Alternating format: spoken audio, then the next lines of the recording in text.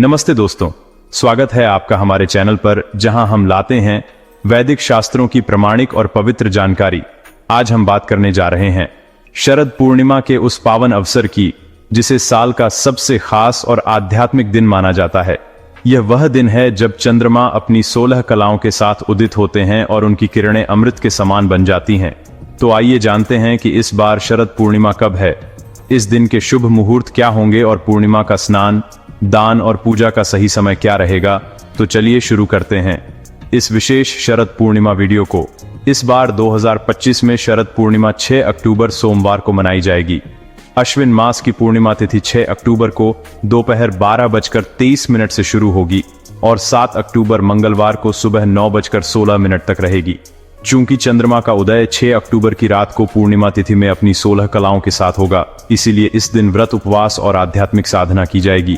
इस रात को जप, तप और साधना जैसे कार्य 6 अक्टूबर को ही किए जाएंगे, लेकिन पूर्णिमा का प्रातःकालीन स्नान और दान 7 अक्टूबर को सुबह पूर्णिमा तिथि के समय में होगा। यानी 6 अक्टूबर को आप व्रत रख सकते हैं, चंद्रदेव को अर्घ्य अर्पित कर सकते हैं और अपनी आध्यात्मिक साधना कर सकते हैं। वहीं प्रातःकालीन स्नान और दान 7 अक्टूबर को सुबह किया जाएगा। अब बात करते हैं शुभ मुहूर्त की। 6 अक्टूबर को ब्रह्म मुहूर्त सुबह 4:29 से 5:28 तक रहेगा। सूर्योदय सुबह 6:17 पर होगा और सूर्यास्त शाम 6:01 पर होगा। भगवान विष्णु और सत्यनारायण देव की पूजा का समय सुबह 5:03 से 6:17 तक रहेगा। अभिजीत मुहूर्त सुबह 11:45 से दोपहर 12:32 तक और विजय मुहूर्त दोपहर 2:06 से 2:53 तक रहेगा। संध्या काल में भगवान श्री हरि की पूजा शाम 6:01 से 7:15 तक की जा सकती है। इस दिन राहु काल सुबह 7:45 से 9:13 तक रहेगा। इस समय में किसी भी शुभ कार्य से बचना चाहिए।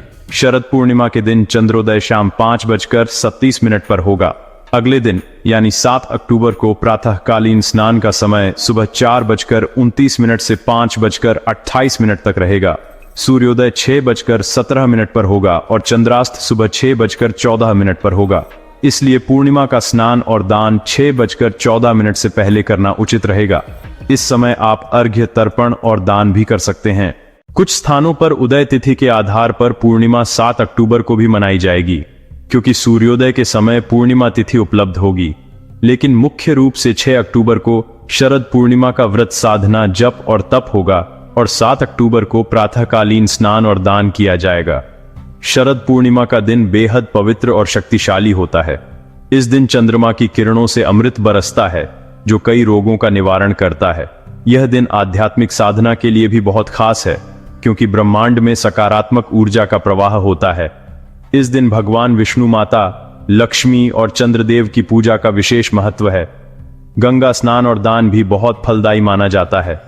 भक्तजन इस रात चंद्रमा की किरणों के नीचे खीर, दूध या पोहा बनाकर रखते हैं और मध्य रात्रि तक उसे चंद्रमा की रोशनी में रखा जाता है। फिर प्रातः काल में उसका सेवन किया जाता है। आयुर्वेद के अनुसार चंद्रमा की किरणें इन व्यंजनों के औषधीय गुणों को कई गुना बढ़ा देती हैं। इस व्रत को कोजागर या कौमुदी व्रत भी कहते हैं।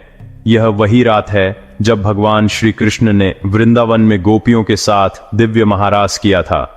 उनकी बांसुरी की मधुर धुन सुनकर गोपियां उनके प्रेम में खींची चली आई थीं। इस दिन मंदिरों में विशेष श्रृंगार और सांस्कृतिक कार्यक्रम भी आयोजित होते हैं। अब जानते हैं शरद पूर्णिमा के व्रत और पूजा की शास्त्रोक्त विधि। प्रातःकाल में उठकर पवित्र नदी में स्नान करें या गंगा जल मिश्रित जल से स्नान करें। ब्रह्म मुहूर्त में स्नान से आध्यात्मिक और शारीरिक लाभ मिलता है। स्नान के बाद भगवान विष्णु की मंगला आरती करें और उनकी पूजा करें। संभव हो तो उनका अभिषेक करें और नए वस्त्र, आभूषण अर्पित करें। फिर आचमन, गंध, अक्षत, पुष्प, धूप, दीप, नैवेद्य, तांबूल और सुपारी से उनका षोडशोपचार पूजन करें। तुलसी देवी की पूजा और परिक्रमा करें और हरे कृष्ण महामंत्र का अधिक से अधिक जप करें। कई लोग इस दिन सत्यनारायण कथा का आयोजन करते हैं। आप इसे मंदिर में या हमारे चैनल पर सुन सकते हैं।